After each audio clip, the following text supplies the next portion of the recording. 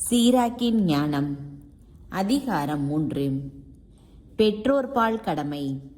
குழந்தைகளே, உங்கள் தந்தையாகிய எனக்கு செவிசாயுங்கள். நான் கூறுவதன்படி செயல்படுங்கள், அப்பொழுது காப்பாற்றப்படுவீர்கள். பிள்ளைகளை விட தந்தையரை ஆண்டவர் மிகுதியாக மேன்மைப்படுத்தியுள்ளார். பிள்ளைகள் மீது அன்னையருக்குள்ள உரிமைகளை உறுதிப்படுத்தியுள்ளார்.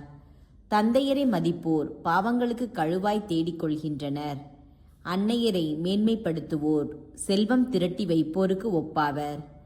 தந்தையரை மதிப்போருக்கு தங்கள் பிள்ளைகளால் மகிழ்ச்சி கிட்டும், அவர்களுடைய மன்றாட்டு கேட்கப்படும். தந்தையரை மேன்மைப்படுத்துவோர் நீடு வாழ்வர். ஆண்டவருக்கு பணிந்து நடப்போர் தங்கள் அன்னையருக்கு மதிப்பு அளிப்பர். தலைவர்கள் கீழ்ப்பணியாளர்கள் போல் அவர்கள் தங்கள் பெற்றோருக்கு பணி செய்வார்கள். சொல்லாலும் செயலாலும் உங்கள் பெற்றோரை மதியுங்கள், அப்பொழுது உங்களுக்கு ஆண்டவரின் ஆசி கிடைக்கும். தந்தையின் ஆசி பிள்ளைகளின் குடும்பங்களில் நிலைநாட்டும். தாயின் சாபம் அவற்றை வேரோடு பெயர் தெரிந்துவிடும்.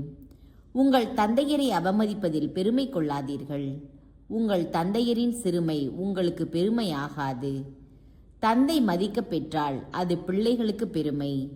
தாய்க்கு இழிவு ஏற்பட்டால் அது பிள்ளைகளுக்கு சிறுமை. குழந்தாய், உன் தந்தையின் முதுமையில் அவருக்கு உதவு.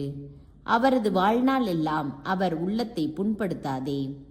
அவரது அறிவாற்றல் குறைந்தாலும் பொறுமையை கடைபிடி. நீ இளமை மிடுக்கில் இருப்பதால் அவரை இகழாதே. தந்தைக்கு காட்டும் பரிவு மறக்கப்படாது. அது உன் பாவங்களுக்கு கழுவாயாக விளங்கும். உன் துன்ப நாளில் கடவுள் உன்னை நினைவு கூர்வார்.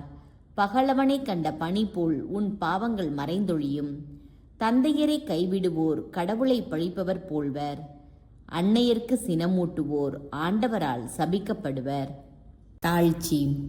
குழந்தாய், நீ செய்வது அனைத்தையும் பணிவோடு செய்.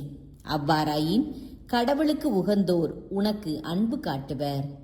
நீ பெரியவனாய் இருக்கும் அளவுக்கு பணிந்து நட. அப்போது ஆண்டவர் முன்னிலையில் உனக்கு பரிவு கிட்டும். உயர்ந்தோர் புகழ் பெற்றோர் பலர் உள்ளனர். ஆயினும் எளியோருக்குத்தான் ஆண்டவர் தம் மறைபொருளை வெளிப்படுத்துகிறார். ஆண்டவரின் ஆற்றல் பெரிது, ஆயினும் தாழ்ந்தோரால் அவர் மாட்சி பெறுகின்றார். உனக்கு மிகவும் கடினமாக இருப்பவற்றை தேடாதே. உன் ஆற்றலுக்கு மிஞ்சியதை ஆராயாதே. உனக்கு கட்டளையிடப்பட்டவை பற்றி எண்ணிப்பார். ஏனெனில் மறைந்துள்ளவை பற்றி நீ ஆராய வேண்டியதில்லை. உனக்கு அப்பாற்பட்ட செயல்களில் தலையிடாதே. ஏனெனில் உனக்கு காட்டப்பட்டவையே மனித அறிவுக்கு எட்டாதவை. மாந்தரின் இருமாப்பு பலரை நெறிப்பிரள செய்திருக்கிறது.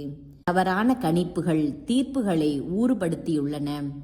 கண் இல்லையேல் பார்க்க முடியாது. அறிவு இல்லையேல் அது இருப்பதாக காட்டிக்கொள்ளாதே.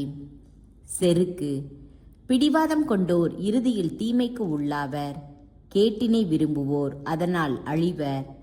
அடங்கா மனத்தோர் தொல்லைகளால் அழுத்தப்படுவர். பாவிகள் பாவத்தை பெருக்குவர். இருமாப்பு கொண்டோரின் நோய்க்கு மருந்து இல்லை, ஏனெனில் தீமை அவர்களுள் வேரூன்றிவிட்டது. நுண்ணறிவாளர் உவமைகளை புரிந்து கொள்வர். ஞானிகள் கேட்டறியவும் ஆவல்மிக்கவர்கள். ஏழைகளுக்கு இரங்கல்.